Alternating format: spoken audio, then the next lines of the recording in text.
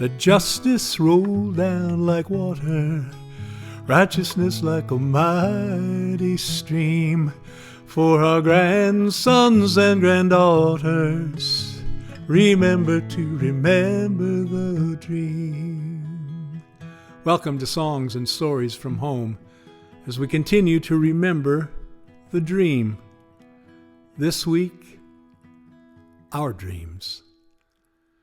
As we complete this journey around the fountain that celebrates the civil rights movement of the 50s and 60s, as we share songs and stories that bring to life what is etched in stone, I am filled with both gratitude and grief. Gratitude that as a nation we have come so far. Grief that we still have so far to go. Gratitude for the words, the ideas, the ideals found in our founding documents that let us have dreams. Grief that so many of the words do not appear to truly be part of our nation's heartbeat or our shared dreams. Gratitude that there have been times the three branches of the federal government have worked together to create a more perfect union. Grief that this is not one of those times. Gratitude for those who had their lives taken in the freedom struggle.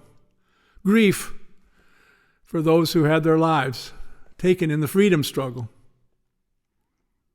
Gratitude that as a nation we share so much in common, so much that unites us.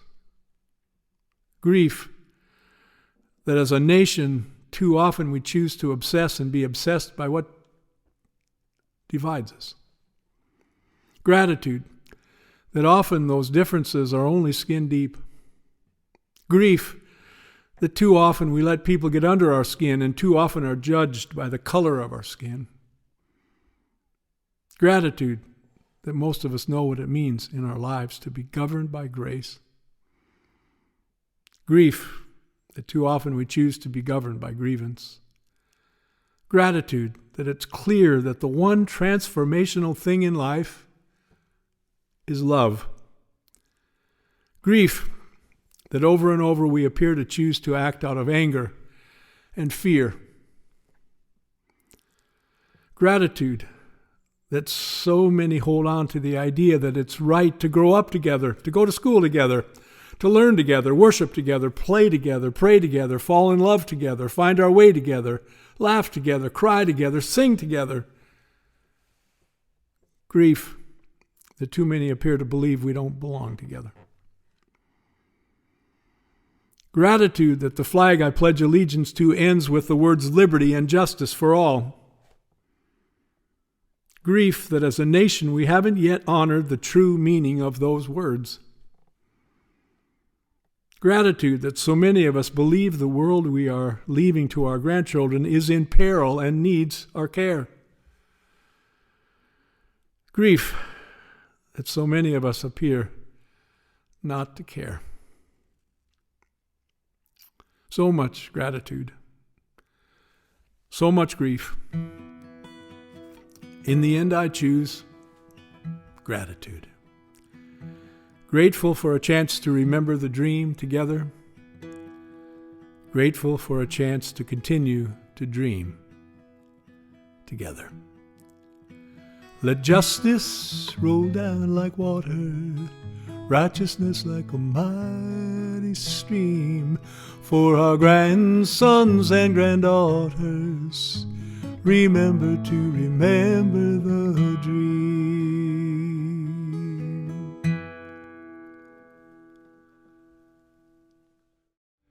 Why is it important to remember the unfinished dreams of Dr. King and the civil rights movement, the unfulfilled dreams of the founders? Because when we remember those dreams, they can become guides and guardians to our dreams. My dreams, an inhabitable world for my grandchildren and their children's children. A world where the unalienable rights of life, liberty, and the pursuit of happiness belong to all of us. Created equal, yes, but not the same. And made stronger because of our differences. A world that doesn't continue to reward shamelessness, but one that recognizes shame as a doorway to grace. A world made more possible by speaking truth to power, while continuing to remember the power of speaking the truth. A world where, because we speak the truth, we can reconcile the fact that besides being a nation of immigrants, we are also a nation of invaders and occupiers and promise breakers and treaty busters. And I say these things knowing that they are transformative dreams in need of the only transformative thing there is: love. And to my generation, as we prepare to leave this world, what in the world are we, are you, am I prepared and preparing to leave? What are our dreams for such a world? And with the time that's left, what are we prepared to do to realize them? Will we choose grace over grievance, hope over despair, faith over doubt, love over fear? Can we dare to make such choices? Can we afford not to? Life is a journey, one we undertake as individuals, as parts of families, communities, a country, the world. At times that journey may become, by choice and chance or circumstance, a pilgrimage, a journey of exalted purpose or moral significance.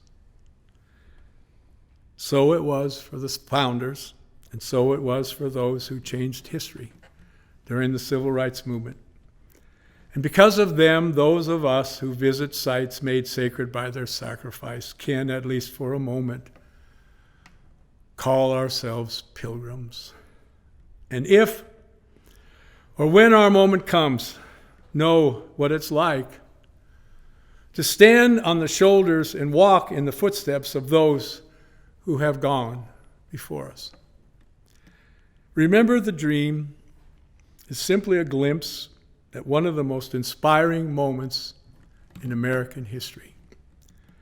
A moment that bent the arc of the moral universe toward justice, and inspires me to believe that if we can remember enough of the story, if we can remember the history and the dream behind it, we may find ways to repeat it in some essential and spiritual ways, and so continue to work toward and become part of what Dr. King so often referred to as the beloved community. On the bus, heading back to the airport at the end of the pilgrimage, David, who had helped dream the idea of the pilgrimage up and was instrumental in finding ways to make it happen, spoke to us. And what struck me most, not what he said, but how he looked when he talked about the unfamiliar joy he was feeling at that moment. As we dream going forward, may we dream big enough, with dreams filled full enough, with the only transformative thing there is. Dreams wise enough so that our grandchildren and their children may know what it feels like to be filled with such unfamiliar joy. Love is a candle that lights up the night.